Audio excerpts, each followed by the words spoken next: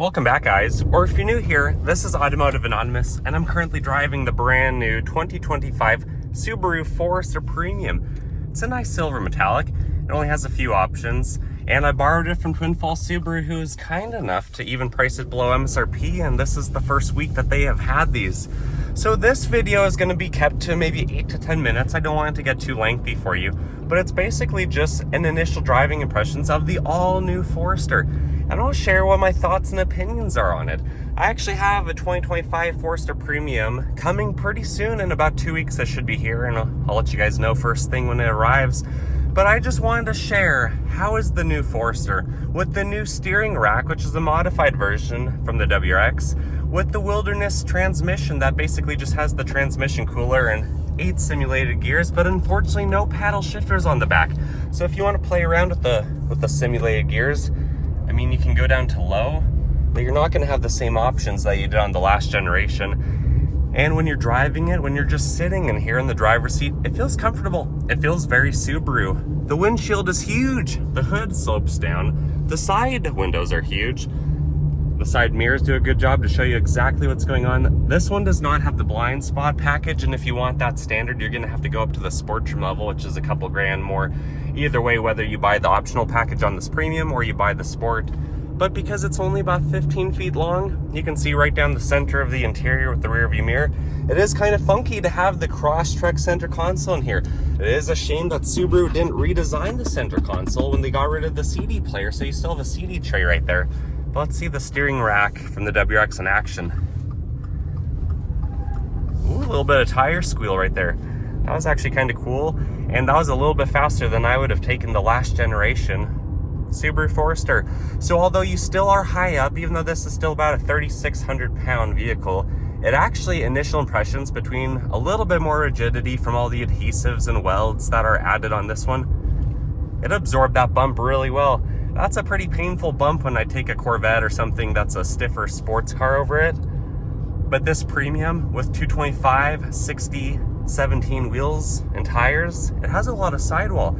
That with the 8.7 inches of ground clearance makes this a really cushy, really cozy ride. And even though it is a little bit stiffer, it actually isn't surprisingly harsh. I don't know how the Sport drives yet. I'll probably drive one of those in the next couple days, and I'll of course have full reviews of every trim level of the Forester, hopefully within the month for you guys, other than maybe the Wilderness, since that probably won't be out for a month. But so far, it handles really well. It is a little bit quieter in here than the outgoing model. You can see the trees are slightly dancing around. But it's hard to tell because it's not unusually windy out today. The brakes work really well and quite linear. There's not a ton of nosedive on this one, but you know what? Let's get out and let's do a hard acceleration up to highway speed. With torque coming on, peaking a little bit lower in the 3,700 ballpark. When I first got into this and drove it off the dealer lot, it actually did feel a little bit punchier, but I'll be honest, I've already done the 0 to 60 from my review of this, which I'll just share the same one so I'm not beating on it, unnecessarily. And it's really not any faster than the outgoing model, but it does feel a little bit better. The power band is slightly nicer and slightly more usable because low-end torque around town is honestly what you guys want. It's kind of bumpy right there, but honestly, this absorbs the bumps and the ruts super smooth. I haven't hit a pothole or a speed bump or anything specifically yet, but honestly, so far, I'm pretty impressed with this, and it actually does feel like it's riding nicer than I remember the Subaru Forester Premiums of the past. The backpack's having a good time, which is ultimately the most important part of this video, because when you're driving a Forester, you want to be comfortable. So you as the driver want to have a good time. You want to have a confidence-inspired experience. You want to be happy driving this. But also, if you're going to drive a 5-seater Subaru, which Subarus aren't known to be the coolest vehicles in the world, but they're the safest. They're some of the most practical, and they're the best all around for the value. And that's why you buy this. These are extremely safe. This is likely going to be a top safety pick plus, again, like the last outgoing model, once it's rated. It has standard features like all the adaptive cruise control settings, all the eyesight settings. You even have the third camera for the 4th gen eyesight system. It has just enough power to get up to speed. Let's see how long it takes to catch that old RAV4 Toyota. You can see I'm really revving it out. There's a Maverick probably broken down on the side of the road. poor Ford. But yeah, it took quite a while to catch up to this RAV4. Now I'm going just a little bit too fast, so we're now quickly catching it up. So it's not a fast vehicle, but is it probably good enough? Probably. It depends on where you guys live. If you live in the mountains and you're going to be loading this down, you might want to wait for the hybrid that has more power and electric power for low-end torque. But I'm currently about a mile above sea level today, so this vehicle is down on power 15 to 20%, and it's just me in the vehicle, so it's pretty unloaded.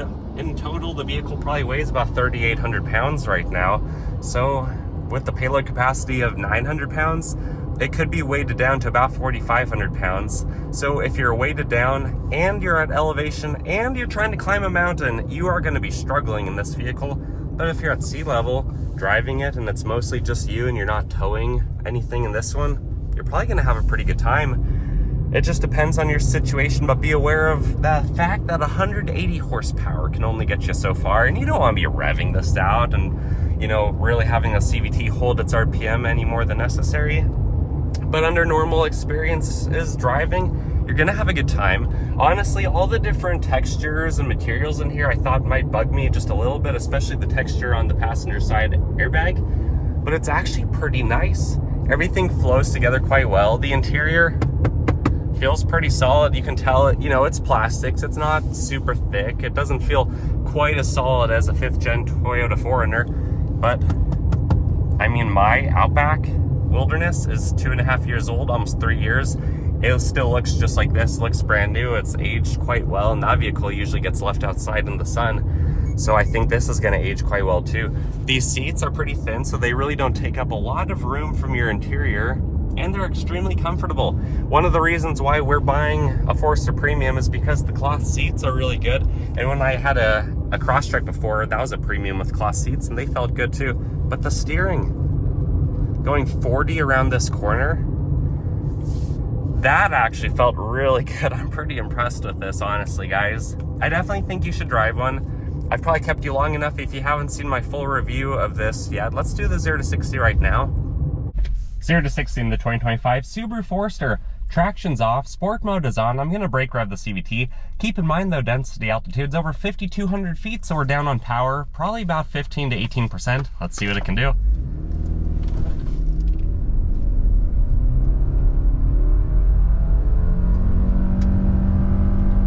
CVT holding like it should. And true 0 to 60 came in at 9.43 seconds. Given the fact that this is a mile above sea level, that's not surprising. So good job, Subaru Forester. The power band really didn't feel much different than the previous generation, at least in my opinion. Okay, so under 10 seconds isn't super fast, but it's good enough. If you're gonna be driving a 180 horsepower Subaru, that's one of the safest gas-powered vehicles on the road. Has over 30 cubic feet of room when the back seats are up, or basically 30, and about 74 when they're down. And you can fit full-size adults comfortably in the back seat. I think you're gonna be having a good time, and if you're only gonna be paying about $33,000 for this vehicle, you literally have nothing to complain about. And with that said, I hope you guys enjoyed this. If you did, please consider giving it a like if you found anything useful from my initial driving impressions.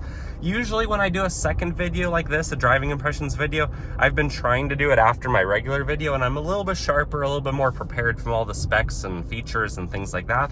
But honestly, this felt different enough when I first got in it that for this first Forester video, this first driving impressions only video, I wanted to be a little bit more genuine in it and not used to it, not let the newness of this wear off.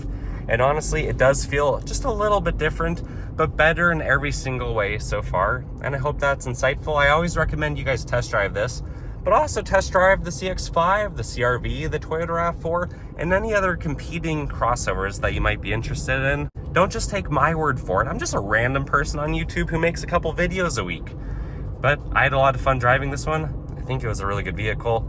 And initial driving impressions are, it's very Forester and it's very good. And with that said, I wish you guys the best. I hope you take care. Subscribe, like, comment your thoughts and opinions below. And until next time, see ya.